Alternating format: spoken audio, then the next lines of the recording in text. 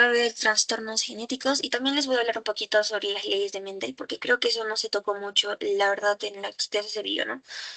Al menos no recuerdo en que les hayan tocado. Entonces, vamos a ver enfermedades también de herencia monogénica, multifactorial y las especiales, que en sí serían como tipos de trastornos que va a haber, ¿ya?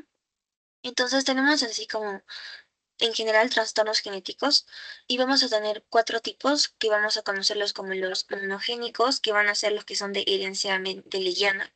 Y es ahí donde les iba a decir que, bueno, que vamos a utilizar las leyes de Mendel, porque estos de herencia mendeliana, cierto chicos, ¿me pueden decir si es que se está escribiendo? Porque a veces tengo problemas con eso. Sí se ve lo que se escribe, ¿no? Sí se ve. Sí, todo el problema está con eso. Ya, ahora sí. Bueno, como les decía, en monogénico, por ejemplo, vamos a tocar justo la parte de herencia mendeliana que tiene que ver con las leyes de Mendel, que no sé si es que de repente todos han escuchado sobre estas, pero en sí, bueno, ahí es como se descubre también la genética y a Mendel lo conocen como el padre de la genética y todo, ¿no? Ya, luego tenemos a los cromosómicos, que esto es lo que ya vimos más o menos la sesión pasada, donde veíamos alteraciones numéricas, donde había trisomías, monosomías, donde había polisomías, por ejemplo, euploidías y las aneuploidías, ¿no? Todos esos, pero que tenían que ver netamente con el número de cromosomas que una persona tenía, ¿no?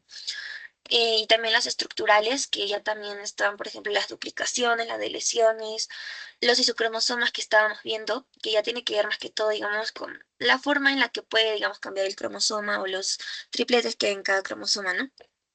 Bien, ahora vamos a pasar a factoriales, que como su propio nombre también lo dice un poco, ya pues tiene que ver con, bueno, el entorno, ¿no? Como es que, por ejemplo, el ADN, o sea, el material genético, puede tener ciertas alteraciones respecto a, bueno, el ambiente, ¿no? Porque sí sabemos que el ambiente, pues, cambia bastante, ¿no? Respecto a cómo esté cada persona, ¿no? Dónde vive cada persona, es en sí el entorno, cómo puede en sí dañar o modificar el ADN, ¿no? Ahora seguimos con las especiales, que aquí ya vamos a tener ciertas como muy importantes, ¿no? Que tenemos que conocer como la mitocondrial, la impronta génica, la disonía uniparental, la expansión de tripletes y el mosaicismo. Que eso yo les había mencionado un poco en la sesión pasada, que es un mosaicismo, ¿no es cierto? O mosaico también le dicen, pero en sí el término correcto es mosaicismo, pero pueden encontrarlo como mosaico en varios, ¿no? Ya, entonces ahora vemos con la siguiente diapo. Vamos a empezar con ciertos términos que sí, o sea, pienso que son bastante importantes que los conozcan, ¿ok? Vamos a empezar primero con definir qué es el gen. La clase pasada habíamos visto unos términos tantos como era el cariotipo y también el genoma. Un poco les había dicho, ¿no? Bueno, aquí otra vez recalcamos el genoma. Y bueno, el gen, por ejemplo, lo vamos a entender como un segmento del ADN, o sea, una partecita del ADN, que, bueno, se va a definir que tiene la información, bueno, para producir una molécula funcional, por ejemplo. Los genes, si es que ya se recuerdan lo que han hecho en biología, hay un dogma central de la biología. Los genes los vamos a entender como estos pedacitos que el ADN va a tener. Por ejemplo, lo que está pintado de azulito, por ejemplo, sería un gen, digamos. Ya, estos segmentos de ADN van a codificar ciertas moléculas, como pueden ser las proteínas. Y si habían visto la sesión pasada, en algunos trastornos se necesita justamente bueno, de esto, de este gen para que pueda producir estas proteínas y bueno, no ocurra ya, digamos, una enfermedad, ¿no? Porque las proteínas hay, ahorita vamos a ver también unas cuantas, van a ver que hay ciertas proteínas importantes que van a justamente, o sea, son importantes, porque si no están, van a producir lo que son enfermedades, ¿no? Trastornos ya. Entonces, el gen en sí lo vamos a entender como este segmento o parte del ADN que, bueno, va a codificar en sí, bueno, a futuro puede ser una proteína o alguna molécula funcional en general, ¿ya? Y bueno, obviamente esto es lo que se va a expresar, ¿no? Ahora, el genotipo es justamente este conjunto de genes que vamos a ver, ¿no? O sea, les dije qué es lo que, les dije como para que se acuerden o diferencien un poco cariotipo de, no, mejor dicho, genotipo de fenotipo. Es que el genotipo, digamos, no lo pueden ver, ¿ya? Esto no se ve, ¿ya? Esto no se puede ver. Es lo que cada persona tiene dentro de sus células, por decirlo así. Y el fenotipo es lo que podemos observar. ¿Ok? Y esto que podemos observar, bueno, vamos a ver de qué van a ser las características que va a tener cada individuo. Y como lo hice aquí, también este está condicionado por el medio ambiente y ya, entonces el genotipo va a expresarse a través del fenotipo, ¿ok? El genoma ya también, aquí que vemos, ya les había mencionado un poquito sobre qué era en sí el conjunto de todos los genes que va a tener una especie en general, ¿ya? En este caso estamos hablando del ser humano, que va a tener, por ejemplo, entre 35.000 a 40.000 genes, ¿no? Ahora, un alelo ya también va a ser una variación o versión que determina cómo será una característica de cada individuo. Ya. Esto es un poquito complicado a veces de entenderlo, pero lo voy a explicar así súper simplecito, ¿ya? Vamos a poner un ejemplo que va a ser el color de los ojos, ¿ya? Vamos a poner que el alelo, bueno, es el color de los ojos, ya, el gen, el color de ojos, ¿ya? Ahora, este color de los ojos vamos a ver de que, por ejemplo, de hecho aquí también está en el ejemplo. Aquí, ya. Este color de los ojos van a tener, digamos, una posición en todo el cromosoma. En un cromosoma va a tener una posición exacta. Y en esta posición puede ser, digamos, que cambie de repente una que otra cosita. Y puede ser que gracias a eso vaya a ser, digamos, de color verde. Puede ser también marrones, digamos, ¿ya? Pero en sí, todo esto, o sea, esto por decirlo así, tendríamos que entenderlo como un alelo, que va a ser justamente la variación o varias como versiones del mismo gen, pero al final como que va a seguir siendo el mismo gen, ¿ok? O sea, sigue siendo el mismo gen, pero tienen ciertas como variaciones, diferentes alelos, que van a obviamente expresarse diferente en cada persona. Entonces, no sé si me deje explicar un poco bien sobre esta parte de lo que es un alelo, ¿ok? Ahora, digamos, el color de los ojos aquí, que les decía, este ejemplo del color de los ojos. Ya digamos, vamos a poner este ejemplo del color de los ojos. Les decía que va a tener una ubicación exacta. Ahora, el tipo de sangre también va a tener una ubicación exacta. Y estas ubicaciones las vamos a conocer como locus, ¿ok? Que va a ser la localización del cromosoma. Bien. Entonces, cada gen tiene un locus. Eso es importante. ¿Ya? Entonces, el locus, digamos que va a ser el mismo, pero lo único que puede variar ya se conocerían como alelos. Por ejemplo, yo como les explicaba, puede ser de color verde, o de color marrón, o de color negro, de color celeste, ya. O sea, esos serían los alelos. Pero sigue siendo el mismo gen, ¿ya? Ahora, aquí ya vamos a entrar un poco a la parte de las leyes de Mendel para tener una pequeña introducción respecto a lo que son ya bueno, los monogénicos, ¿no? Lo que está regido netamente por la herencia mendeliana. Ahora, si ustedes reconocen un poco sobre Mendel, bueno, van a ver que tienen sí tres principales leyes, ¿ya? Que van a ser conocidas así como, van a tener varios nombres, pero en sí como que tienen que recordarse de qué trata cada uno, ¿no? Ahora, la primera, para no hacerla muy larga, es la ley de la uniformidad, tenemos a la de la segregación y, bueno, transmisión independiente. Ahora, también aquí les puse otro nombrecito que puede ser la ley de segregación, bueno, esa es la misma. La distribución independiente es aquí, y la ley de la dominancia. Estos también son algunos nombres también como se les conoce, pero vamos a empezar con la primera, que esta sí es súper simple y trata de que, por ejemplo, vamos a tener, bueno, en Mendel, si ustedes saben de qué trata más o menos la ley de Mendel, saben de que él utilizó, bueno, abejitas, vainas, tiene un nombre también, pero ya, lo que utilizó fueron unas de color verde y otras de color amarillo, ¿ya? Entonces, lo que hacían es justamente, más o menos vimos de que cada, digamos, persona o cada cosita debería tener como que esta codificación, digamos, AA y AA, ¿no? Ya. Ahora, cuando nos va a aparecer AA mayúscula, tenemos que recordar que eran, en sí, lo interpretamos como dominantes. Y cuando son As chiquitas, bueno, como recesivos, ¿ok? Entonces, cada uno de estos padres, por decirlo así, lo vamos a interpretar así porque los hizo, ya les dije, con en sí verduras, ¿ok? Nosotros vamos a interpretarlo como si fueran padres. Entonces, vamos a ver que el verde va a heredar uno de sus cromosomas, o sea, un gen, y el amarillito también va a dar uno, para que así podamos tener un nuevo individuo que vaya a tener justamente bueno, una parte de este papá y otra parte de este papá, ¿ok? Entonces es como que cada padre va a pasar una copia y tiene que ser al azar, ojo, Por ejemplo, si este hijito de acá va a posteriormente reproducirse, puede dar cualquiera de estos dos, el A chiquito o el A grande, ¿ok? Para que lo entiendan así súper simple. Entonces, tiene que ser también aleatorio, al azar. Puede dar cualquiera de estos dos, ¿ok? Eso también es importante. Dentro de esto viene lo que, o sea, lo que viene es que viene al azar. Esto es al azar, es aleatorio, no es regido por algo, ¿ok? Ahora esto ya lo digo porque de repente aquí no se diferencia bien cuál sería el azar, pero aquí sí. Ya les dije que puede dar el chiquito, la A chiquita o la A grande, ¿no? Ahora pasamos con la siguiente ley que va a ser la ley de la segregación. En esta de la segregación ya también vamos a ver que los genes, bueno, se están heredando por separado. Y esa es una ley que se tiene que cumplir. Ahorita vamos a ver lo que pasa cuando, por ejemplo, se heredan dos cromosomas, bueno, un padre hereda dos cromosomas, pero al mismo tiempo, o sea, son duplicados, por decirlo así. O sea, no hay un cromosoma que venga del otro padre. Él va a heredar los dos, por decirlo así. ¿Ya? Entonces, vemos en estos dos padres ahora que son verdecitos, ¿ya? Es como si este se estuviera reproduciendo. Ahora, no se olviden que las as chiquitas van a ser los amarillos como para diferenciar y las as grandes bueno, aquí que son los verdes, ¿ya? Como les decía, cada uno tiene que dar uno. Primero vamos a cumplir la primera ley que es de la uniformidad o ya, de la que cada padre tiene que pasar una copia, ¿no? Entonces, en este primer individuo que vemos aquí, vamos a ver de que este padre está donando una grande y este también una grande, ¿ya? Entonces, esto es al azar, yo les dije. Entonces, se está cumpliendo la primera ley.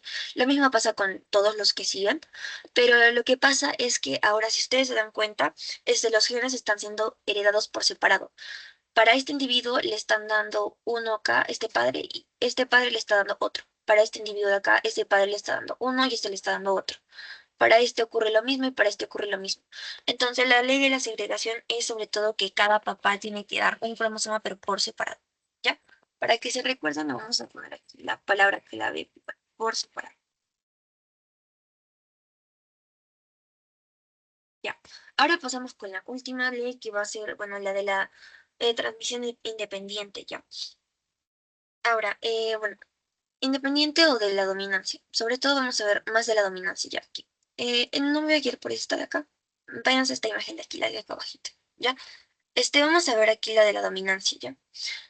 ¿Por qué les digo que esto es Bueno, la dominancia es importante porque ahorita vamos a ver herencia mendeliana homogénica.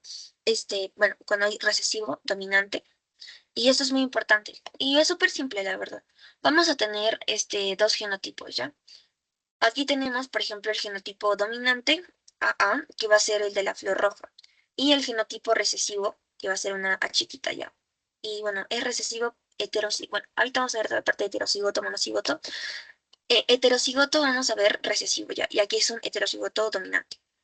No, mejor dicho, homocigotos, los dos. Homocigotos recesivos y este homocigoto dominante, ¿ok? Ahorita vamos a ver un poco de eso. Pero bueno, lo que van a procrear, digamos, o el producto que van a tener, va a ser una flor roja, porque si nos fijamos en su genotipo, va a ser una A grande y una chiquita. Entonces, el genotipo dominante en este caso va a ser el de la flor roja, ¿no? Por eso es que el fenotipo, recuerden, el fenotipo se va a expresar como la flor roja, ¿ya? Rojo en este caso.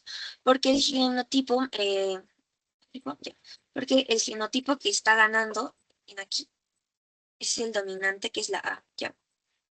Entonces, el dominante como que siempre va a mandar. Si es que en el genotipo vamos a tener el genotipo dominante, o sea, dentro de esta parte de aquí.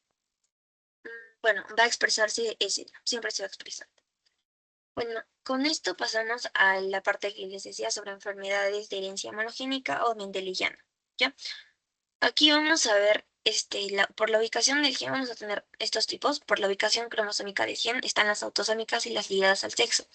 Bueno, autosómicas sobre todo tienen que ver que, bueno, en cualquiera de bueno, en cualquiera de las células se puede dar y las ligadas al sexo están necesariamente como que conectadas con el sexo que tienen, ¿no? Si es hombre o si es mujer.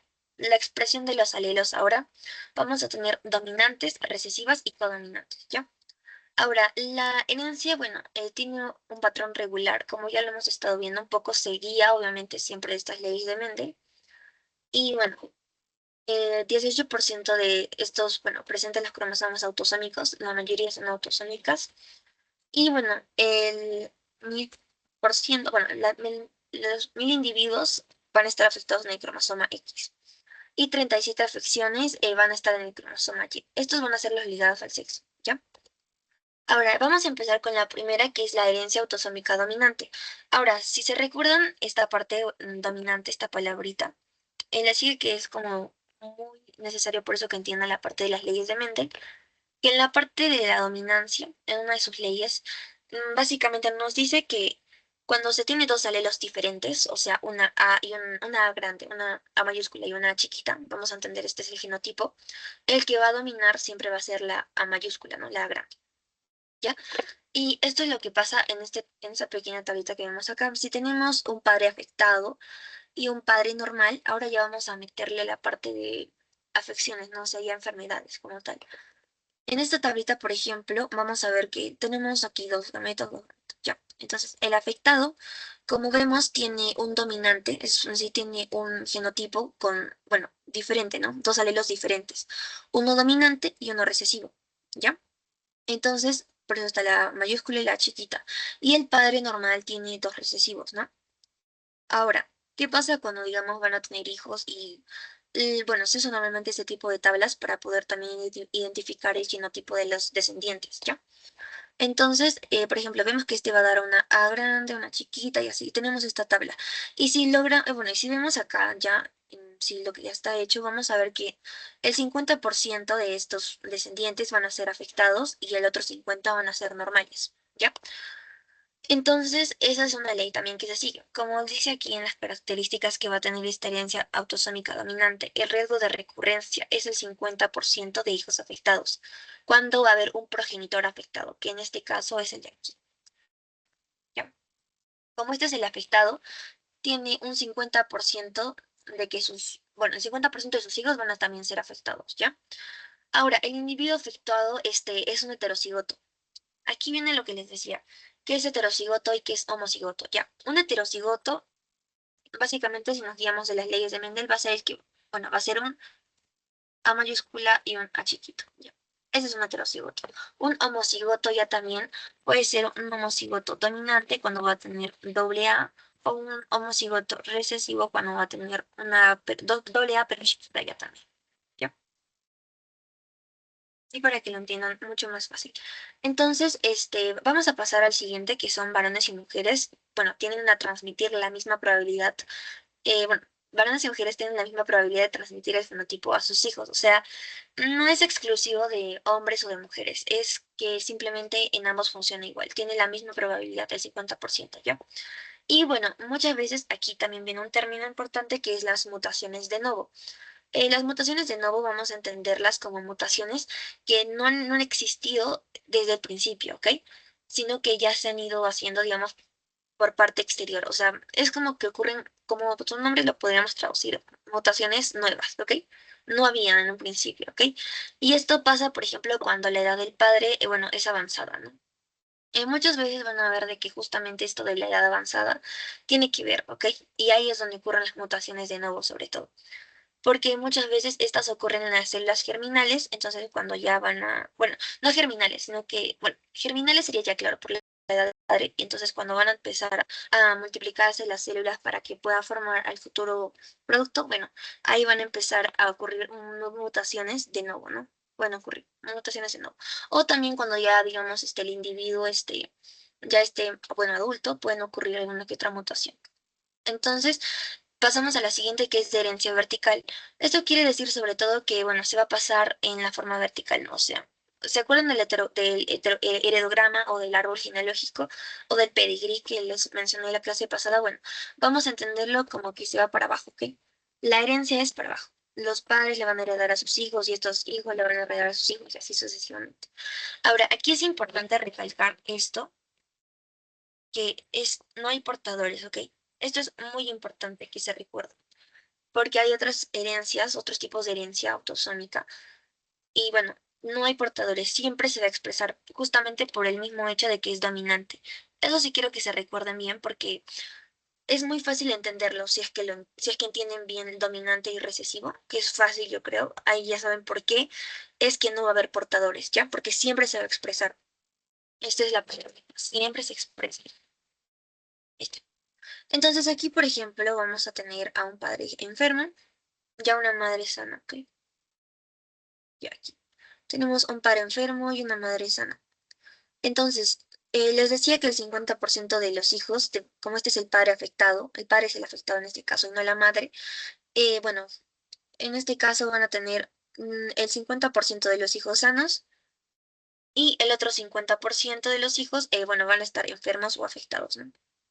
Ahora, como les decía, no tiene nada que ver el sexo. Si se dan cuenta, este es un hijo y esta es una hija, ¿no? Entonces no tiene nada que ver el sexo. Y bueno, también no hay portadores, siempre van a expresarlos, por eso es que ya están enfermos, ¿no? Ahora, dentro de esto vamos a tener ejemplos como por ejemplo la acondroplasia, que bueno, es muy común que lo conocen, bueno, muy comúnmente lo conocen como enanismo, ¿ya? El locus, que les decía que es la ubicación, va a ser aquí. Ya lo pueden interpretar un poco más o menos qué significa. Ahora va a ser en el cromosoma 4. No se olviden que P, por ejemplo, se refería al, si es el brazo largo o el brazo chiquito, ¿ya? P y Q, esos se recuerdan de la clase pasada. Y 16.3, esta partecita de aquí, ya es, digamos, la ubicación mucho más exacta, ya está dentro, por ejemplo, dentro de ese bracito, que en este caso es el P, bueno, ahí va a estar justamente esta posición, ¿ya? 16.3. No es muy importante, solamente les menciono locus, pero de repente por ahí si es que les preguntan qué es un locus y así es la ubicación exacta de un gen. Ahora, la frecuencia en la que puede ocurrir esto es uno de 12.000 a 20.000 recién nacidos, ¿ok? El 78% de los casos como les mencionaba, que es una mutación de nuevo, bueno, aquí ocurre, ¿ok? Entonces, el 78% de los casos van a ocurrir justamente por una mutación de nuevo, ¿ya?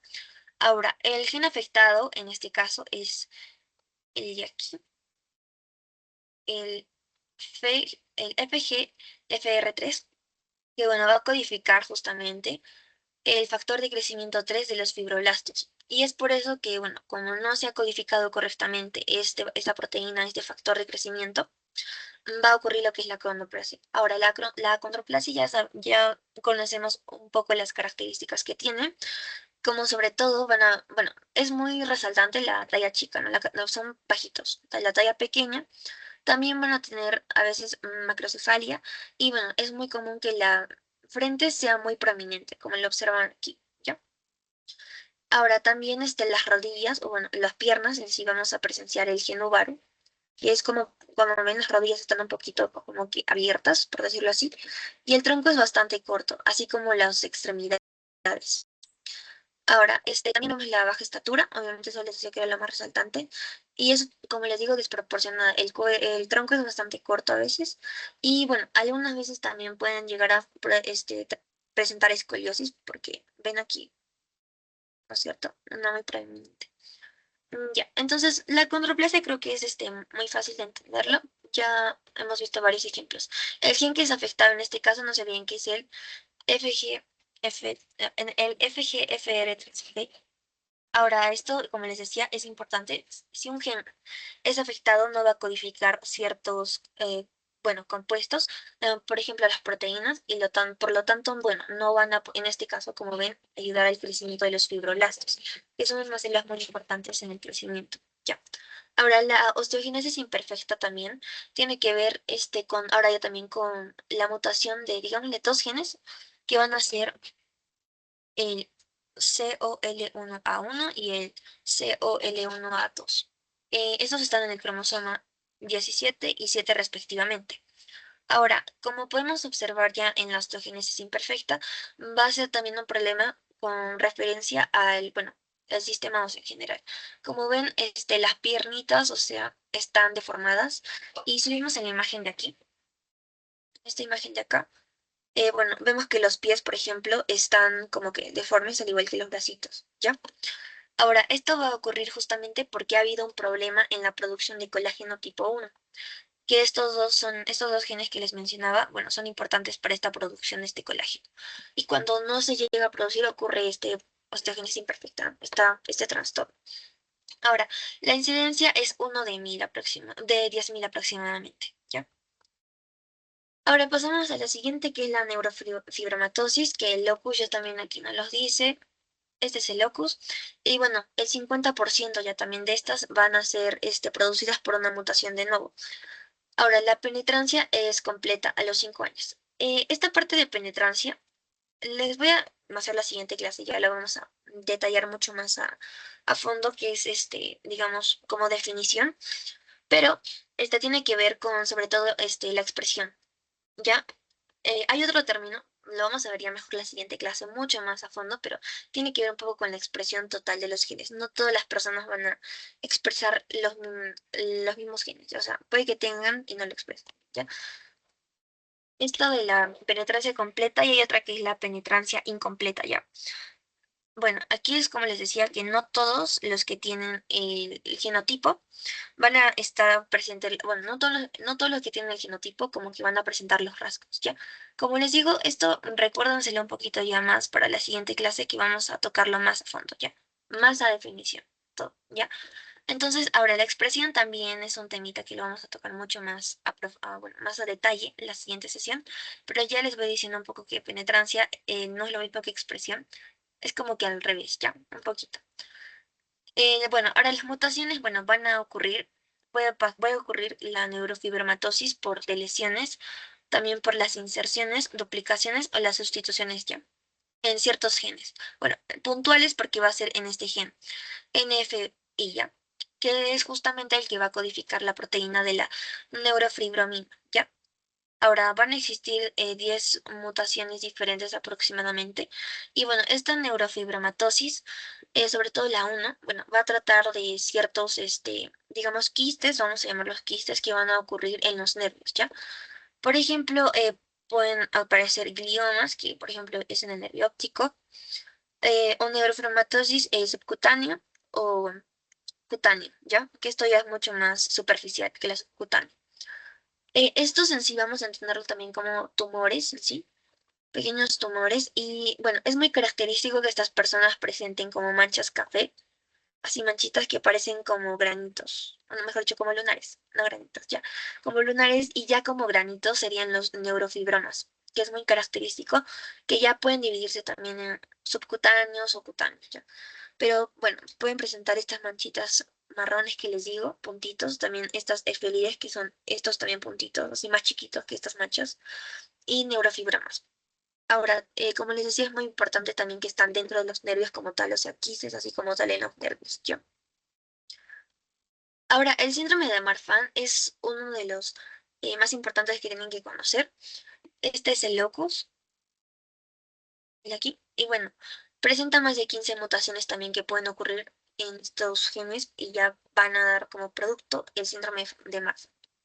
Ahora, el 30% presenta también mutaciones de nuevo, ya ven que es mucho más pequeño el porcentaje, y la frecuencia es uno de cada 5.000 recién nacidos vivos, ¿ya? Ahora, el gen afectado que va a haber aquí es el FBN1, ¿ya? Que va a codificar la fibrilina 1, que va a ser una glicoproteína en este caso. Y bueno, esto es muy importante, sobre todo porque está relacionado con el tejido conectivo. Ahora, justamente por el problema que va a haber en este tejido conectivo, las personas con síndrome de Marfan van a tener este tipo de características que son bastante altas, van a tener bueno, es una dilatación de la aorta, como lo pueden ver aquí. Esto es muy característico del síndrome de Marfan, al igual que el pectus excavatum, como vimos la sesión pasada, ya, que lo tenía, por ejemplo, el síndrome de Nona, ya. También, bueno, mencionarles nuevamente las extremidades súper largas, o sea, extremadamente largas. El torso, si pueden ver, es un poco más pequeño, más corto que los brazos y las piernas. Ahora, las manos también, este, son bueno, anaracnodiláctea, así se les conoce. Bueno, los tienen bastante largos los dedos y son bastante flexibles también. Ya. Ahora, la talla alta es lo más característico también. Ahora, la Corea de Huntington, esta ya también ocurre por una mutación en la que va a haber una repetición ya de este nucleótido que es el CAG.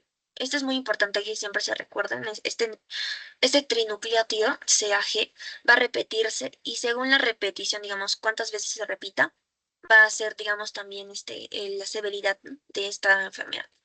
Este es el locus.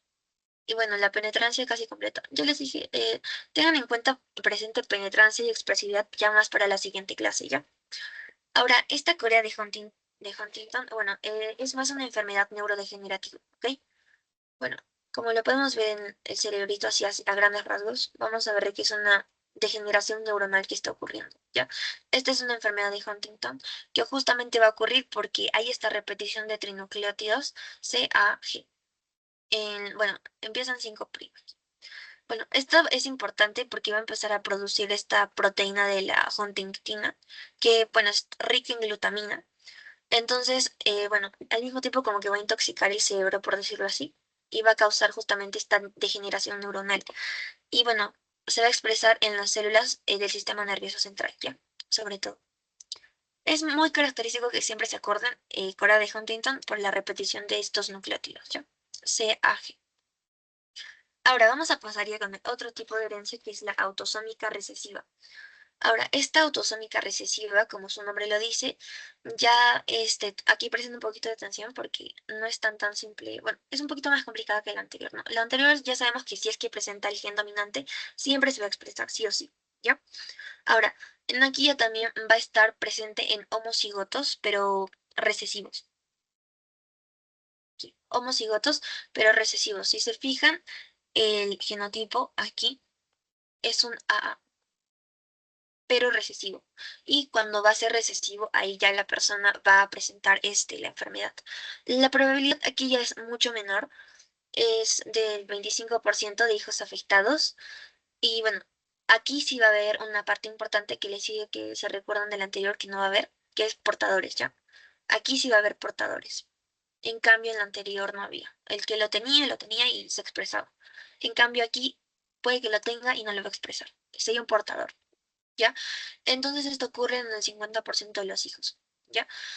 Bueno, es igual para ambos sexos, nuevamente eso sí es lo mismo y ya la penetrancia es completa.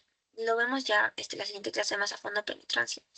Y bueno, se producen por mutaciones de nodo y afectan a proteínas enzimáticas. Esto es un poco característico porque van a ver que los siguientes trastornos que vamos a definir, la mayoría tiene que ver porque le falta una proteína, ¿ya? Ahora, los progenitores pueden ser cosanguíneos, que quiere decir que, bueno, entre familiares hemos visto que muchas veces, bueno, se pueden reproducir, entonces son cosanguíneos, y ahí es cuando hay mayor probabilidad de que de que estas personas, al reproducirse, vayan a tener este tipo de hijos, ¿no? Estos casos que vamos a ver ahorita. El primero, por ejemplo, vamos a tomar un ejemplo, bueno, les voy a decir, estos dos de aquí, en la imagen de color rosado, vamos a tener un ejemplo de que estos dos van a ser cosanguíneos, progenitores cosanguíneos, y por lo tanto son portadores, ¿ya? Entonces, como son portadores, quiere decir que van a tener el gen que está fallando. Al reproducirse, van a tener, por ejemplo, un 25% que va a ser los hijos sanos, porque probablemente vayan a donar justamente el par que no está afectado, ¿no? Van a donar, digamos, RR. Ya, entonces, estos dos R's. Ahora, digamos, en este caso van a tener el 50% y van a ser portadores porque si ven el genotipo, van a ver que tiene una R mayúscula y una R minúscula. La R chiquita es como el que tiene, bueno, el gen que tiene la falla ya, es la enfermedad, el que va a traer la enfermedad, por decirlo así. Entonces, bueno, como son recesivos, no se van a expresar ya y van a ser, por lo tanto, portadores. Porque digamos que se reproduzcan con alguien que también va a ser portador, bueno, va a pasar lo mismo, ¿ok? ¿Qué estaría pasando en esta imagen, no? Ahora vemos, por ejemplo, al, bueno, ya también al que es el enfermo, vamos a ver que justo ha recibido los dos cromosomas que están fallando y por lo tanto su genotipo es un RR minúscula, o sea, recesivo, por lo tanto, siempre se va a expresar, ¿ok? Si es un genotipo recesivo, no se olviden. Ahora, este es un homocigoto porque si se fijan tiene un RR recesivo, ¿no? Eso ocurre en el 25% de las personas, bueno, de los hijos, ¿no? Que vayan a tener, digamos. Y bueno, lo mismo ocurre aquí. En esa tablita que les mostré anteriormente, cuando ustedes van a tener un padre normal que es un heterocigoto y un padre, bueno, un padre que también es un heterocigoto, ambos tienen que ser heterocigotos. Bueno, aquí vamos a ver ya que uno siempre va a estar afectado. ¿Ya? tienen un afectado, bueno, un 25% de afectados, un 25% de sanos y el 50% son portadores. Ahora empezamos primero con la fibrosis quística, que bueno, este va a ser un defecto en el que va a ocurrir una falla en el transporte de cloro entre las membranas celulares. Por lo tanto, va a empezar a pues, secretarse, digamos, los conductos, varios conductos de todo el cuerpo van a empezar a secretar como moco, básicamente. Y bueno, estos van a empezar a formar tapones y bueno, obstruir justamente estos conductos, ¿ya? En sí, relacionado con tapones de moco. Ahora, este es el locus. Y bueno, el 70% de estas mutaciones va a ocurrir en este gen de aquí. Ya, el F508, este de acá. Y bueno, esto va a ocurrir por una lesión, por ejemplo, de las bases, que bueno, que provoca la pérdida de la fenilalanina en la posición de aquí. Esto ya es en el gen, ¿ya? Aquí, bueno, como les decía, va a haber una ausencia de estos canales iónicos, por lo tanto el transporte de cloro no va a pasar ya. Entonces van a ser incapaces de migrar la membrana celular, por lo tanto se van a empezar a producir estos tapones de moco. ¿Ya? Entonces, la mutación también, bueno, del gen es en el CFRTR. Y bueno, va a codificar una proteína importante que justamente tiene que ver con, para que se produzcan estos canales de cloro y que puedan pasar y no haya estos problemas en la formación de moco. Ahora, los órganos más comunes que van a ser afectados respecto a esta fibromatosis quística van a ser uno de los pulmones, el páncreas, el intestino y las glándulas sudoríparas también, y bueno, el aparato reproductor. Pero más resaltante siempre he visto pulmones y páncreas, por ejemplo, ¿ya? Ahora, la mutación, como les decía, es en este gen, y bueno, que está relacionado justamente con los canales de cloro que se van a encontrar en las células, específicamente en las epiteliales. Por lo tanto, al no poder pasar el cloro, los iones de cloro no pueden pasar, bueno, en lo de afuera, digamos, que se vuelve mucho más espeso, por lo tanto, se vuelve moco, ¿ya? Entonces, esto va a afectar realmente al equilibrio osmótico y van a empezar también, como les digo, a formarse estos conductos, obstruirlos y van a empezar a formar problemas en estos órganos que les digo, ¿no? Ahora, esto ocurre obviamente porque, ya les dije, ocurre un problema en este gen. Ahora, si van a tener justamente estas descendencias, ya van a ver de que el 25% de estos hijos van a ser enfermitos, o sea, van a tener fibrosis quística. ¿Ya? Ahora, la fenilcetonuria es otro ejemplo y es una incidencia uno de cada 10.000 recién nacidos vivos también, y este es el locus, ¿ya? Ahora, en esta característica ya también, justamente como vieron aquí, un poco es para formar justamente proteínas que van a crear justamente esos canales de cloro para que puedan pasar, ¿ya? Tiene que ver con proteínas.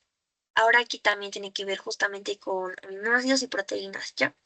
Lo que va a pasar es que lo normal es que nosotros recibimos, por ejemplo, las proteínas bueno, de la dieta. En este caso va a ser de la dieta. Bueno, siempre, ya. Ahora, estas proteínas que van a ser ingeridas, las vamos a descomponer y finalmente vamos a tener como resultado aminoácidos. Ya, aminoácidos. Entre estos aminoácidos que vamos a obtener de la dieta, vamos a tener uno muy importante que es la fenilalanina. Ya, fenilalanina. Bueno, mediante una enzima importante que es la pH, así la vamos a conocer, la pH, va a poderse convertir, por ejemplo, en tirosina y ya esta tirosina va a dar resultado a otros compuestos en sí. Vamos a relacionarlo un poco con el pigmento, ¿ok? Pero ya estoy en la tirosina como tal, ¿ya? Lo que pasa en este caso es que esta enzima va a estar defectuosa porque justamente va a ocurrir una mutación, ¿ok? Y bueno, esta enzima, por lo tanto, va a salir defectuosa y así defectuosa, digamos que no puede, bueno, convertir la tirosina. Por lo tanto, la fenilalanina, bueno, ¿qué va a hacer? Va a empezar a acumularse justamente en el cuerpo y principalmente en el cerebro. Y esto va a ocurrir, y bueno, esto va a provocar un daño cerebral, como lo ven. Entonces, aquí también tenemos otra imagen que nos va a enseñar a grandes rasgos que la fenilalanina lo que tiene que hacer es convertirse a tirosina. Pero cuando hay una falla en esta enzima que les menciono, que es la pH en sí, bueno, que es en sí la enzima como tal, se conoce como fenilalanina hidroxilasa. Cuando hay una falla en esta enzima, no va a poder convertirse, por lo tanto la fenilalanina va a incrementar y la tirosina va a disminuir. ¿Ok? Esto, como les dije, va a ocurrir sobre todo en el cerebro, lo va a intoxicar, causa daño cerebral y va a producir, por ejemplo, ciertos trastornos como van a ser, sobre todo mentales, ¿no? Que tienen que ver con la conducta. Por ejemplo, ahí son hiperactivos, muchas veces tienen retraso mental y, bueno, convulsiones, otros síntomas como las convulsiones, puede ocurrir también una microcefalia y la hipotonía o espacidad. Hipotonía que no tienen ya, hipotonía, ya. Ahí nos quedamos en esa parte un ratito.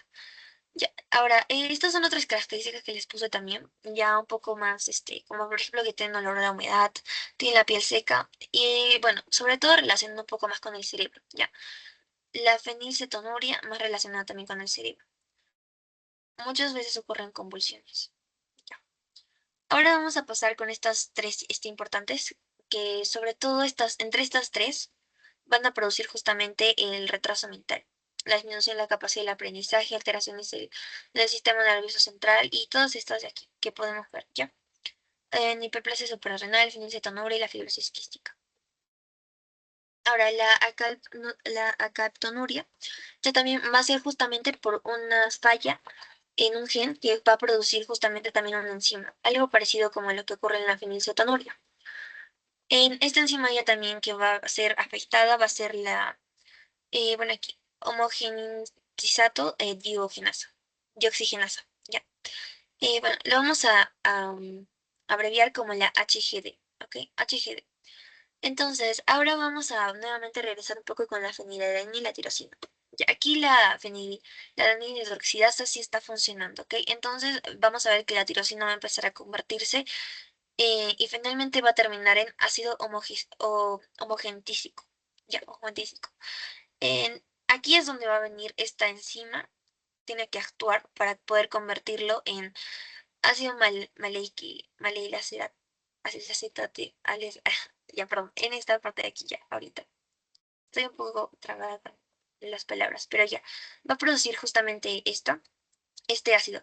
Lo que pasa es que, como les digo, que el gen afectado no va a producir bien esta enzima, o sea, no va a producirla esta enzima, por lo tanto no se puede convertir a este ácido, por lo tanto se queda como ácido homogentísico. Entonces este ácido homogentísico empieza a incrementarse y bueno, lo que va a causar ya también va a ser una acumulación que se va a expresar como características, como por ejemplo la acaltonuria, donde la orina se observa negra, a diferencia de la normal. La ochronosis, aquí como ven, la partecita, bueno, de los ojos, la parte blanca ya se está convirtiendo un poco más oscura. Ahora también hay depósitos tisulares de pigmento, o sea, en la misma piel vamos a ver de que hay como depósitos así de manchitas negras, ¿ok?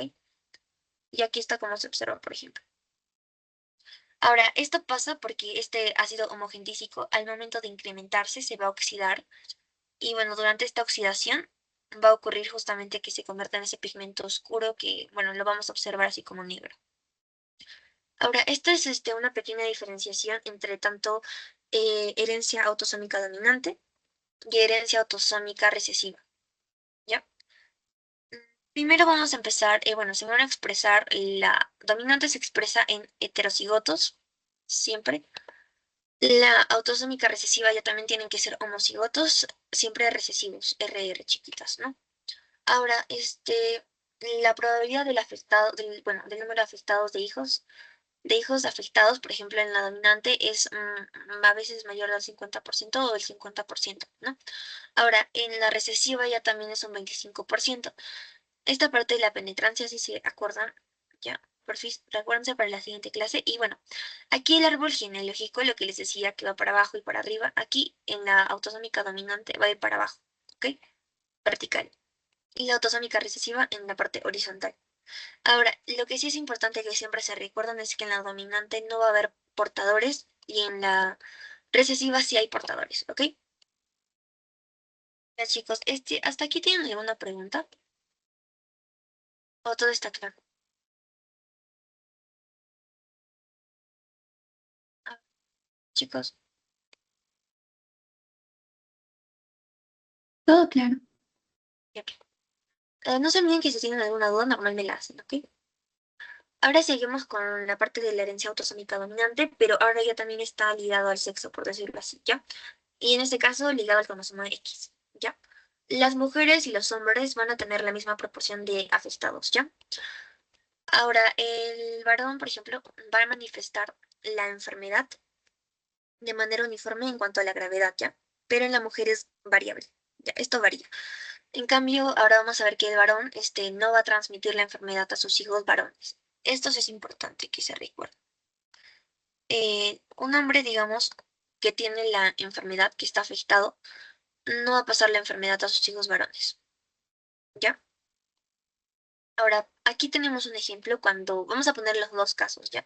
Porque les dije que hombres y mujeres tienen la misma proporción de ser afectados, ¿ya? Entonces vemos al primero que, ay, ya, vamos a ver el primer ejemplo que tenemos un padre que está afectado, ¿ya? Y la madre está sana, ¿ya? El gen mutado, al momento que se lo va a dar, bueno, vamos a ver primero el caso de la niña que es afectada, ¿ya? En la niña, va a recibir un cromosoma X de la madre, pero como la madre está sana, es totalmente normal, cualquiera de los dos cromosomas que dé, bueno, va a estar correcto, ¿ok? No va a tener ninguna mutación. Ahora, en cambio, el padre, cuando va a tener que dar, no, bueno, cuando va a tener que dar el cromosoma X, como solo tiene uno y este está mutado, el gen está mutado, está afectado, va a dar el cromosoma que está mal, porque es el único que tiene, el X. Por eso la niña va a nacer afectada, ¿ok? En cambio, aquí viene lo que les decía en la última parte, un varón afectado no va a transmitir la enfermedad a sus hijos varones, porque si tiene un niño que, bueno, un niño, un hombre, va a ser no afectado. ¿Por qué? Porque va a recibir un X de la mamá y, bueno, el Y del papá. Y el Y no está afectado, solamente el X, ¿ok? Esto es aquí lo que ocurre con lo que les decía en la última parte. Ahora, en el caso ya también de que tengamos un padre que esté sano y una madre que esté afectada ya también. Aquí ya también ocurre algo muy diferente porque ya vemos que no es como el caso del padre que tiene un solo X y un Y, ¿no? Acá la mujer ya tiene dos X y bueno, como les dije también tiene que ser aleatoria digamos, dar cromosomas es aleatorio. Entonces vamos con el primer caso en sí de la hija. Vamos a ir primero con el caso de las hijas, ¿ya? ¿Qué pasaría si tienen hijas mujeres, ¿ya? Un XX. Vamos a ver de qué hay la probabilidad de que nazcan niñas no afectadas o una niña afectada. Porque en este caso el padre siempre le va a dar el cromosoma X, bueno, en este caso un cromosoma X correcto que está bien, no está mutado. En cambio la madre puede darles el cromosoma que está bien, está sanito, el morado en este caso, o el que está afectado, que es el de color celeste, ¿ok? Ahora, en el caso que les dé, digamos, en el primero le está dando el morado, la niña va a estar sana. En el caso de que el que esté de color verde, el que tiene el gen mutado, la niña va a salir afectada, ¿ok?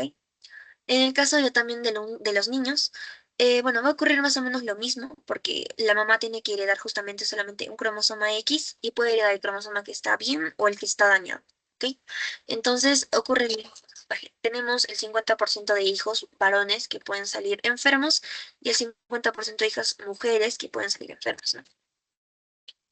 Ahora, ya también las que están ligadas a recesivamente al cromosoma X, aquí, bueno, voy a ponerles un ejemplo ya para explicarles en las imágenes con una enfermedad que seguro la he escuchado de repente, que es la hemofilia, ya, pero vamos primero con las características que, bueno, primero va a transmitirse a una serie de mujeres y siempre la mujer va a ser portadora, ¿ok?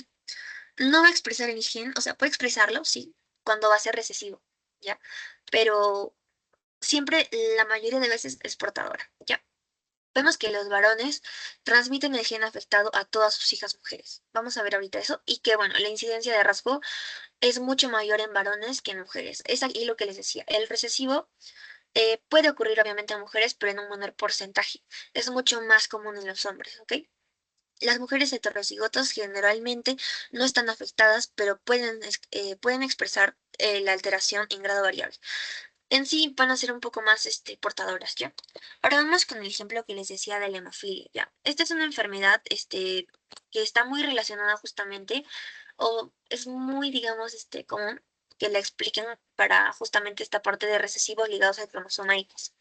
Vamos a empezar primero con un hombre que es sano, pero una mujer que es portadora.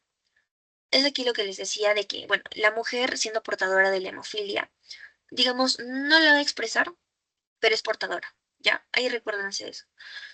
El padre está totalmente sano. Ahora, cuando van a tener bueno, los hijos, van a salir el 50% sanos, tanto niño y niña, y van a nacer el 50% ya también hemofílicos, tanto niño o niña, ¿ya? Aquí los dos. Ahora, el hombre hemofílico ya también y la mujer sana, vamos a ver de que aquí las hijas son las que van a tener en sí, van a nacer portadoras, ¿ya? Porque ya les dije que tendrían que tener uno recesivo para que sean hemofílicas, en este caso dando el ejemplo de la hemofilia, ¿ya? Entonces, aquí tenemos, los niños van a ser totalmente sanos, si se dan cuenta, porque van a recibir un cromosoma X de la mamá y, bueno, el Y del papá. Siempre van a ser sanos, en el caso de que el padre esté enfermo. Y bueno, esto aquí tiene que ver justamente, el varón afectado transmite el gen alterado a todas sus hijas, ¿ya? Porque como está ligado al cromosoma X, esto recuérdense, el hombre solamente tiene un cromosoma X. Por lo tanto, el que siempre va a dar va a ser el que está afectado. Y como las niñas necesitan XX, bueno, van a heredar justamente el X que está dañado de su papá, ¿ok? El que está mutado, el gen mutado. Por lo tanto, las niñas van a ser portadoras. Y tiene que ver portadoras, porque si se dan cuenta, todavía están recibiendo el X que está, digamos, normal de la mamá, ¿ya? El que no está mutado. Ahora vamos a pasar al otro. ¿Qué va a pasar cuando el papá y la mamá están afectados? Ambos son hemofílicos, digamos. El caso va a ser que primero,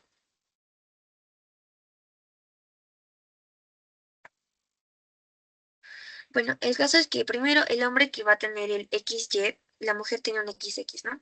Ahora van a tener, digamos, un hijo que va a ser totalmente sano, pero este tiene que tener el bueno, en sí el genotipo XY. ¿Por qué? Porque va a recibir, digamos, un X bueno de la mamá y el Y del papá, el bueno. Pero también pueden tener un hijo que va a ser hemofílico. ¿Por qué? Porque puede heredar justamente el X malo de la mamá y el Y del papá que está completamente normal. Entonces, este niño, ya les dije, los hombres generalmente, no importa que tengan solamente un cromosoma, bueno, en este caso Y, que está mal, siempre van a ser hemofílicos, ya siempre lo van a expresar. En este caso, la enfermedad, ya, la hemofilia que les decía. Si se dan cuenta, todos los niños que tienen un X, al menos fallando, siempre son hemofílicos. Aquí, ya. Pero siempre van a ser hemofílicos. En el caso de los hombres, ya. Ahora pasando con el caso de las niñas, van a heredar, digamos, un X bueno de la mamá y un X malo del papá. O, bueno, el X malo del papá, siempre va a pasar eso. El X malo del papá y el X bueno de la mamá. Y ahora sí, si ambos padres van a ser hemofílicos, vamos a ver de que una de las niñas ahí sí van a ser hemofílica. ¿Por qué? Porque está recibiendo tanto el gen mutado del papá y el gen mutado de la mamá. O sea, ambos X que tiene la niña están fallando. Por lo tanto, va a expresar ya la enfermedad como tal. Va a ser hemofílica. ¿Ya? Entonces, espero que se hayan entendido un poco bien ya mejor con este ejemplo que les decía de la hemofilia. ¿Ya? Ahora sí vamos a ponernos un poquito porque también creo que se me está haciendo muy larga la clase. Ya. Vamos a pasar a ver a la distrofia muscular de Duchenne, o Duchenne, sí, también. En esta distrofia también vamos a ver que hay una pequeña característica, sobre todo en la parte de las piernas, que las vemos algo así, medias como para adentro, y los pies un poco para afuera, y también presentan escoliosis. Y los brazos, por ejemplo, siempre los van a tener como para atrás, o sea, están como que rígidos para atrás, ¿ya? Y bueno, la escoliosis que les decía. Ahora, el locus es este de aquí, bueno, esa es la frecuencia en varones, ya sobre todo. Como les decía, siempre, bueno, la mayoría de veces se va a expresar únicamente en varones, pero puede ocurrir en mujeres cuando van a tener el genotipo recesivo, RR, ¿ya? Son homocigotos recesivos, esa es la palabra. Ya. Ahora, la proteína afectada va a ser la distrofina, y bueno, este es importante para la función tanto de los músculos así como para la estabilidad, ¿ya? Aquí vemos algunas características resaltantes únicamente que van a tener esto que les decía, los brazos para atrás, la hiperlordosis y bueno, las piernas, ¿no? Las piernitas las van a tener como así un poquito para adentro, las rodillas. Y bueno, la parte de las pantorrillas, aquí como lo ven, no tienen fuerza, ¿ok?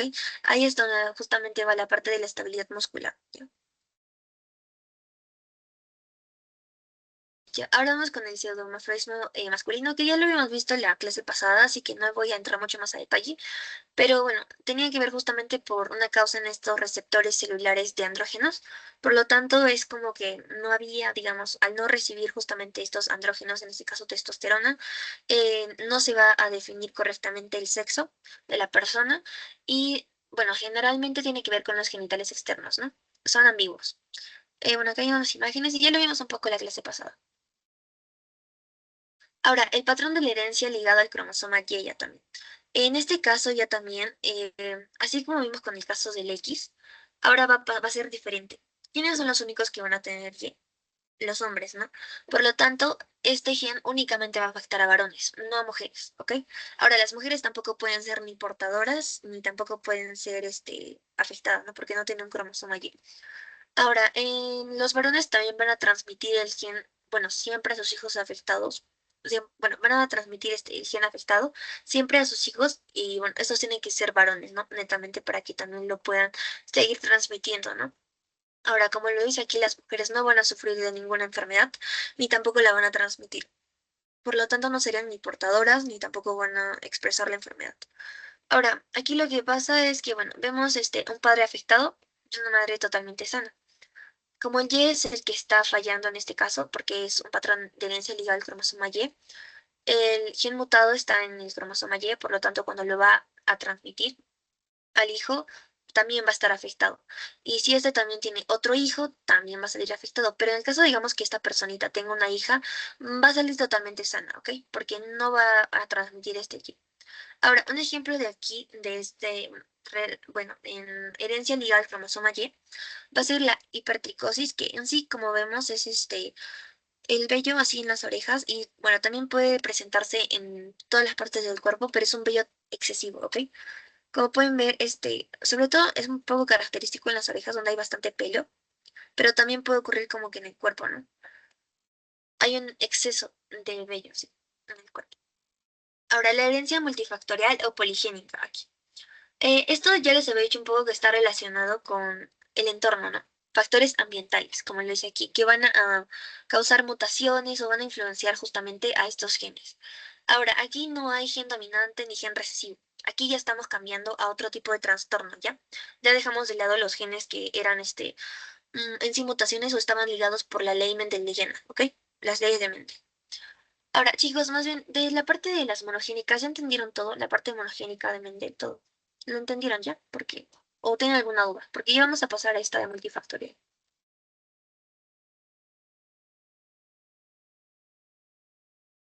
Chicos, ¿todo claro? Ya, chicos.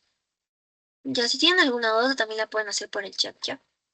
Bueno, ahora vamos a pasar con la herencia multifactorial, o también se le conoce como poligénica. Como les decía, tiene que ver con factores ambientales que van a influenciar o modificar o mutar los genes. Ahora, importante que aquí se recuerden que ya no hay ni gen recesivo ni gen dominante. Y aquí ya no hay nada de mente. Ahora, no hay un patrón justamente de herencia definido, justamente porque tiene que ver con estos factores ambientales. No es como que una ley o algo los rija, ¿ok? Ahora están presentes en el 2 al 4%, bueno, se presentan en familiares de individuos afectados ya. Pero como pueden ver, la cantidad bueno, el porcentaje es muy bajito, ¿ok? Cuando vas a tener antecesores que tienen una enfermedad y tú también la presentas, bueno, el porcentaje es muy bajito. Ahora, son, por ejemplo, muy común enfermedades como la diabetes, la depresión arterial, la obesidad, también ciertas enfermedades cardíacas, la epilepsia y el glaucoma. Ya, estos ejemplitos que les menciono aquí, como ya podemos ver, por ejemplo, la diabetes y la presión arterial son ejemplos claramente bueno, sobre todo de cuando hay problemas en respecto a los factores ambientales, ¿ok? Entonces, ahora también vamos a ver ciertos ejemplos, como van a ser cuando va a ocurrir una hidrocefalia, una anencefalia, una holoncefalia. ¿Ok? La anencefalia es escrito de acá, cuando, por ejemplo, bueno, lo vamos a ver ya mucho más adelante a detalle, pero es una malformación.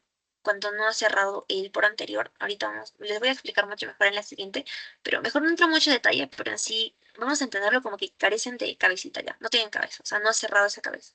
Por lo tanto, no nacen vivos la mayor parte de las veces. La hidrocefalia ya lo podemos entender mucho más, que tienen la cabeza bastante grande. Ahora, ciertas enfermedades, como les estaba mencionando aquí, justamente tienen que ver con estos factores ambientales que van a causar, digamos, estas mutaciones en los genes y van a desencadenar todo este tipo de características en un niño, ¿ok?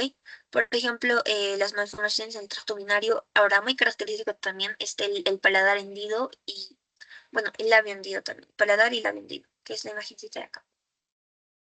Ahora ya pasamos aquí a bueno, ciertas, bueno, aquí son las herencias especiales. Bueno, es que vimos, a ver acá. Al inicio, estas eran las enfermedades. Ya, las de herencia especial, ¿no? ¿Qué les decía acá? A ver, chicos, un ratito. Mm, Ya, esta de herencia especial ya también vamos a recordar un poco sobre lo que era el ADN mitocondrial.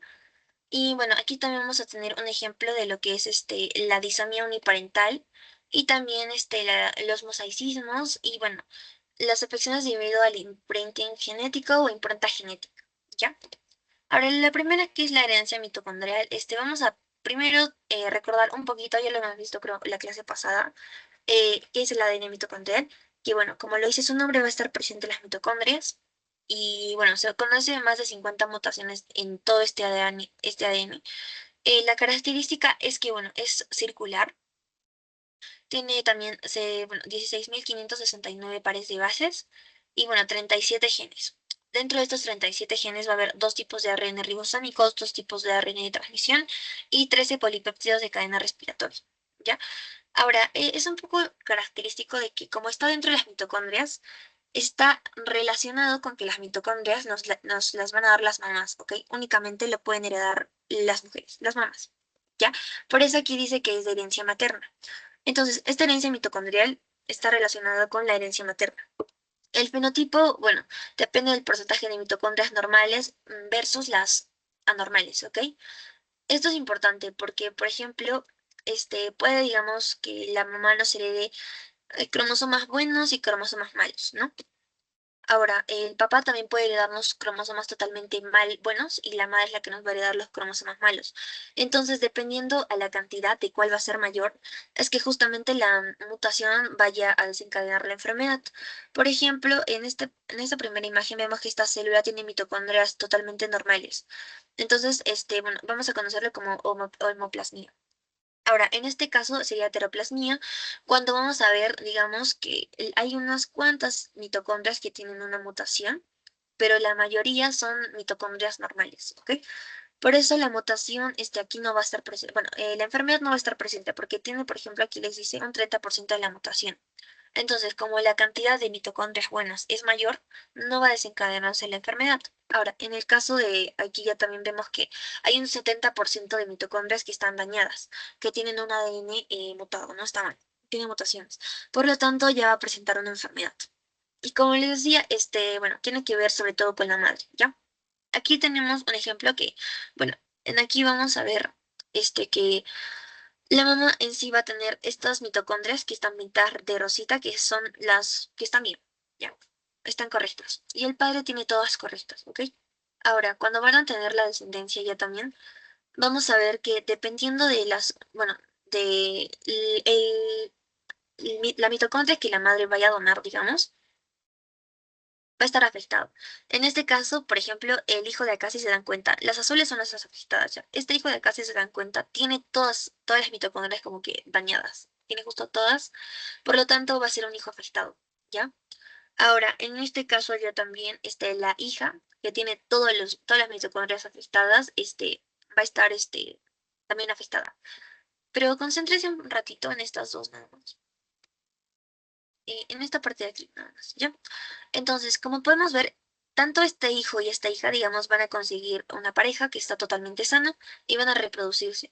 Como este es un hijo varón, y bueno, va a reproducirse con una mujer que está totalmente sana, por lo tanto van a tener, digamos, una hija y esta va a estar sana.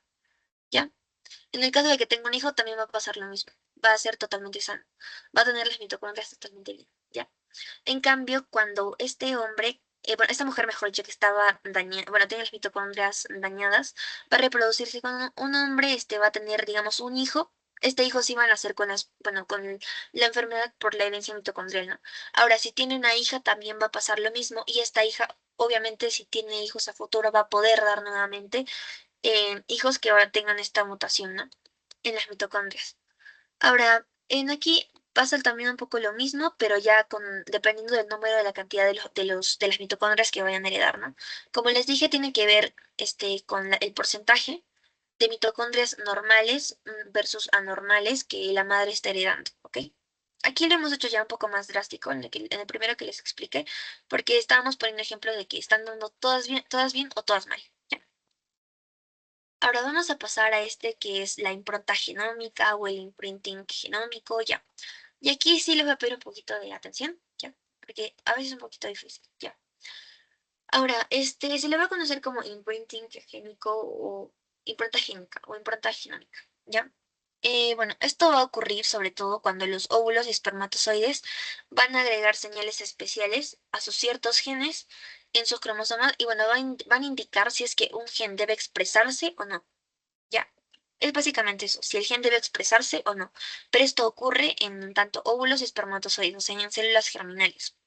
Ahora, justamente para que un cigoto, ya sabemos, para que un cigoto, un ser humano, pueda desarrollarse correctamente, necesita tanto un cromosoma del papá y un cromosoma de la mamá, o sea, necesita ambos cromosomas. Pero estos dos cromosomas, digamos que tiene que expresarse solo uno. Y bueno, justamente la impronta genómica quiere decir que uno de estos cromosomas tiene digamos, esa señal que dice tú actívate y tú desactívate, ¿ok? Eso sería sobre todo. A ver, en sí es, digamos, del óvulo se tiene que activar y del espermatozoide se tiene que desactivar, ¿ya? O al revés, ¿no? Y esto ocurre principalmente por algo que se conoce como metilación, ¿ya? En una molécula de ADN, vamos a ver ahorita a grandes rasgos, la metilación es que en una molécula de ADN, aquí se cambia, pero es ADN. Bueno, se le va a agregar un grupo metilo, ¿ya?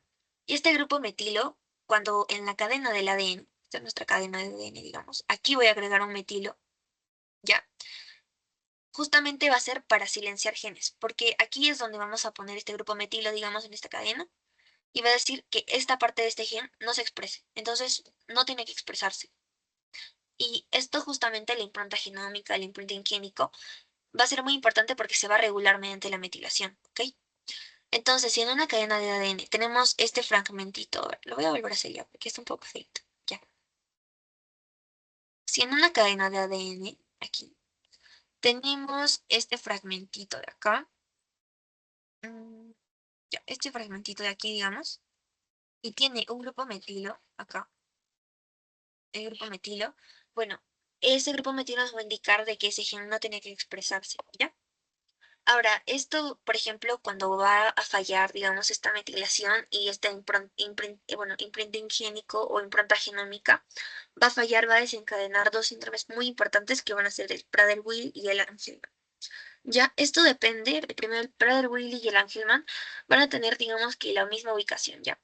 Si se fijan, bueno, el gen, bueno, ay, perdón, ya, un ratito, a ver, ya.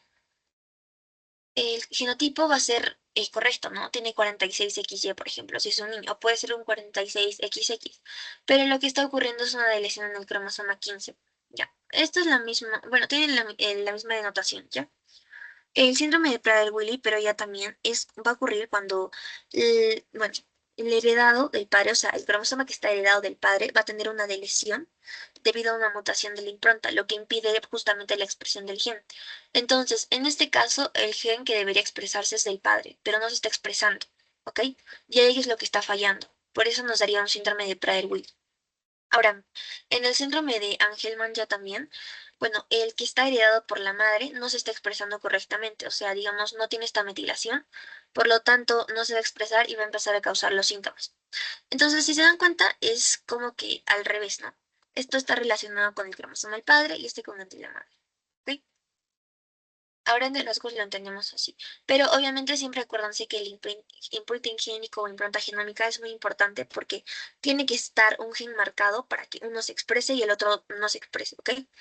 En este caso está ocurriendo, digamos, lo que no debería ocurrir. Aquí está pasando que el gen que debería expresarse el padre no se está expresando, se está, digamos, hay una metilación, no se expresa.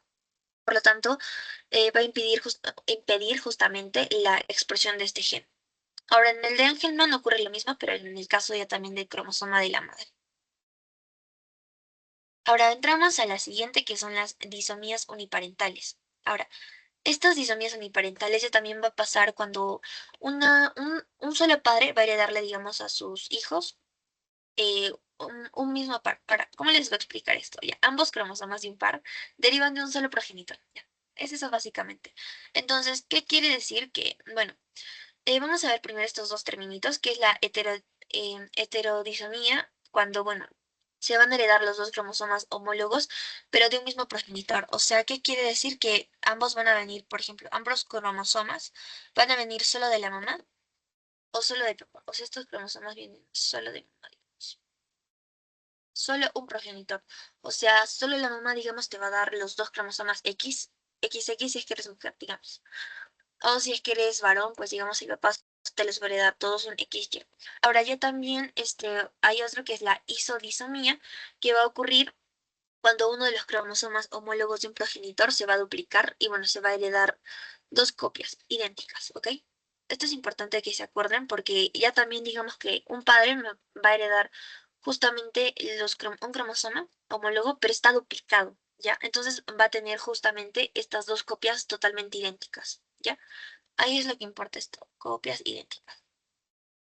Pero son duplicadas, obviamente, ¿no? Entonces vamos a ir con la primera. Obviamente esto pasa cuando digamos que hay una disyunción muchas veces, como lo hemos visto en la clase pasada que es una disyunción. Ahora, la heterodisomía va a ocurrir cuando sobre todo no va a haber una correcta disyunción en la meiosis uno. ¿Qué quiere decir? Que digamos que bueno, todo el material genético de esta célula no va a haber una disyunción y entonces se va a pasar a esta célula de acá. Aquí está, chicos. Ya.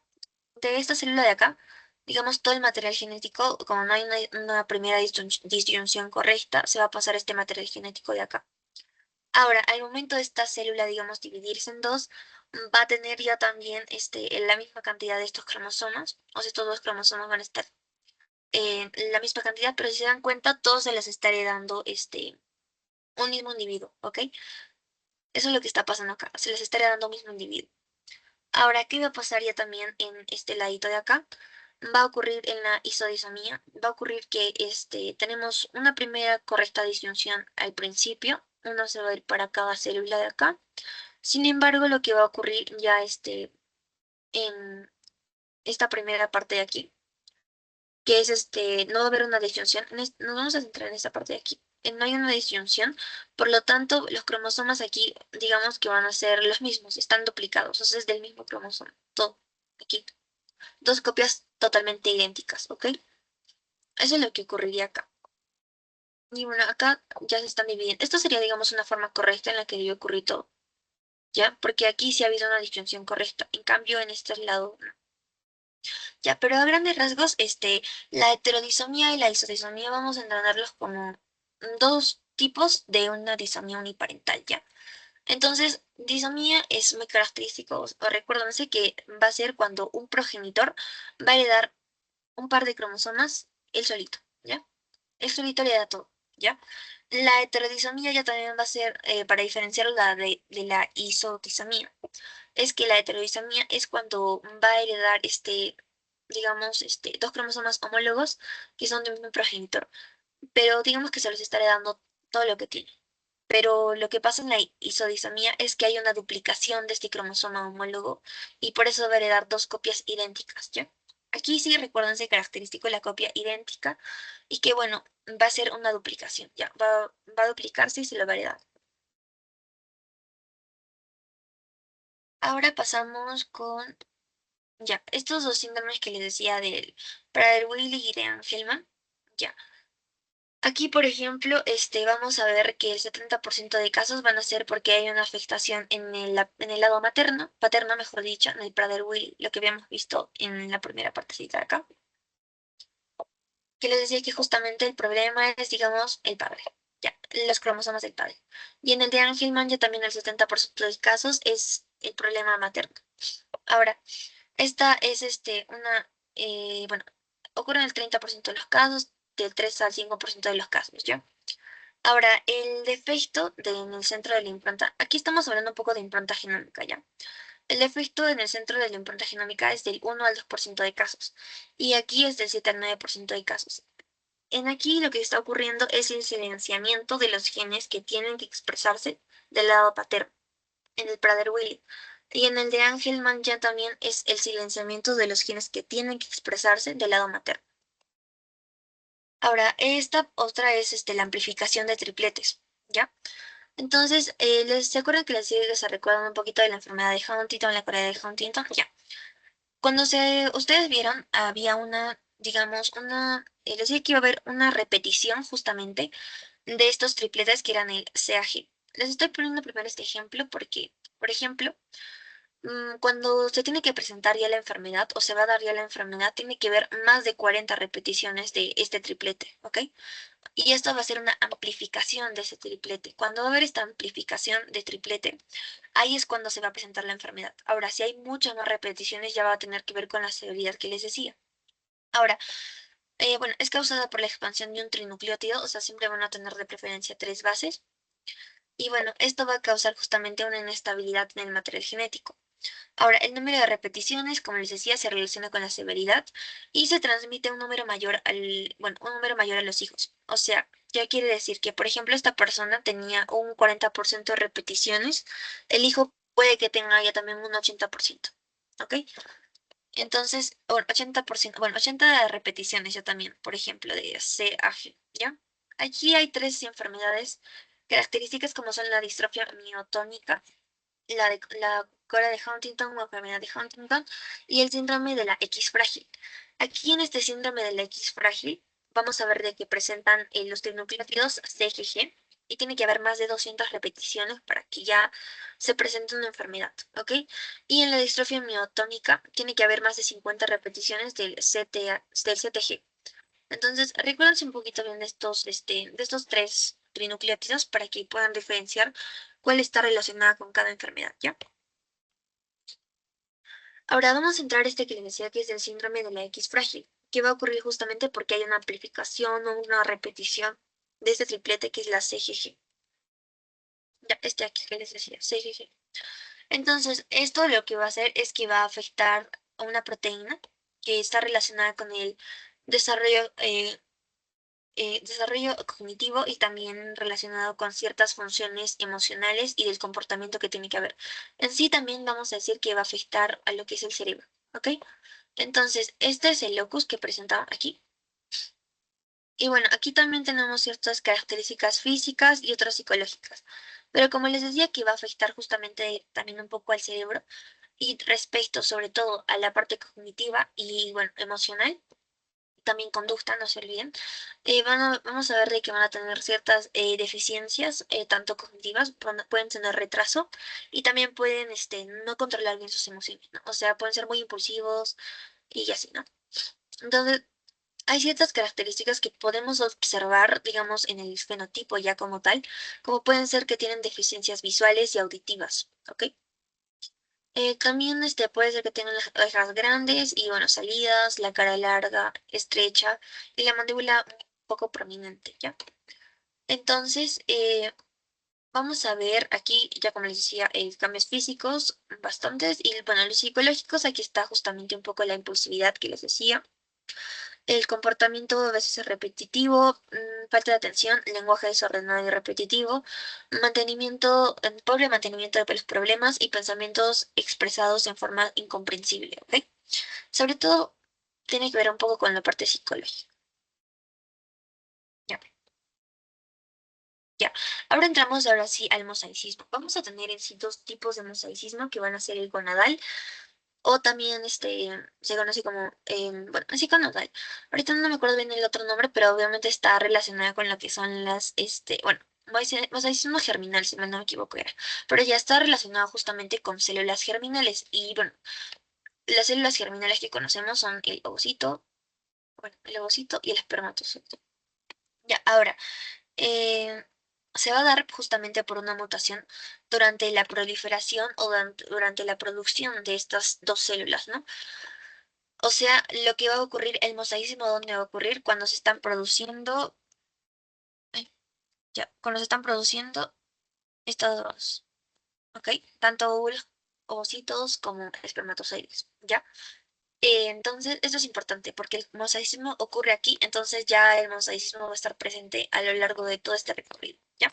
Siempre recuérdense un poco esto. Primero vamos a tener a las células separadas, ya tenemos al cigoto, ya es una mórula y ya es un individuo como tal. Y el individuo ya va a presentar obviamente el mosaicismo desde un inicio, básicamente, desde que hubo bueno, las divisiones, la meiosis en las células germinales, ¿ya?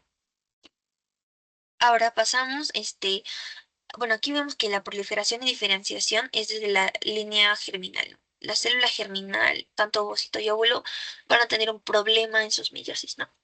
Tales son ejemplos, por ejemplo, como la acromeplasia, la hemofilia, que hablamos un poquito, la neurofibromatosis y la distrofia muscular de Duchenne.